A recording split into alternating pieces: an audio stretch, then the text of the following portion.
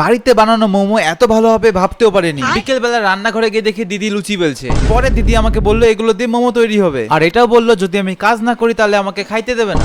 এটা কি মানা যায়? তারপরে আর কি ক্যামেরার সামনে হালকা পোজ দিয়ে বাঁধাকপি কাটতে শুরু করলাম। এই পর্যন্ত তোমার যদি আমার ভিডিও পছন্দ হয়ে থাকে আঙুল দিয়ে স্ক্রিনের উপর দুবার জোরে ক্লিক করো, দেখো লাইক হয়ে যাবে। আর লাইক যখন করে দিয়েছো সাবস্ক্রাইবটাও করে দাও, তাহলে আমার ভিডিও সবসময় দেখতে পারবে। তারপরে অনেকক্ষণ ওয়েট করার পর দেখি মোমোগুলো স্টিম করা কমপ্লিট। এরপরে এই মোমোগুলো দিয়ে দুই রকম রেসিপি করা হবে, একটা হচ্ছে সস মোমো আর একটা হচ্ছে ফ্রাই মোমো। আসলে এগুলোর কি নাম আমি জানি না, তাই আমি এই নামগুলো দিলাম। সস দিয়ে রান্না হয়েছে তার জন্য সস মোমো, আর তেলে ভাজা হয়েছে তার জন্য ফ্রাই মোমো। তুমি সবথেকে বেশি কোন খাবারটা খেতে পছন্দ করো একবার কমেন্ট করে জানিও। আমার তো বিরিয়ানি খেতে খুব পছন্দ, বিশেষ করে মামার হাতে তৈরি বিরিয়ানি। ফাইনালি কিন্তু আমাদের খাওয়া দাওয়া কমপ্লিট। তুমি এই পর্যন্ত আমার ভিডিও দেখেছো, তার মানে তুমি আমার ভিডিও পছন্দ করেছো। যদি সত্যি তুমি আমার ভিডিও পছন্দ করে থাকো তাহলে নিচে দেখো সাবস্ক্রাইব অথবা ফলো অপশন আছে, ওটা ক্লিক করে দাও আর আমার পরিবারে জয়েন্ট হয়ে যাও। চলো বাই।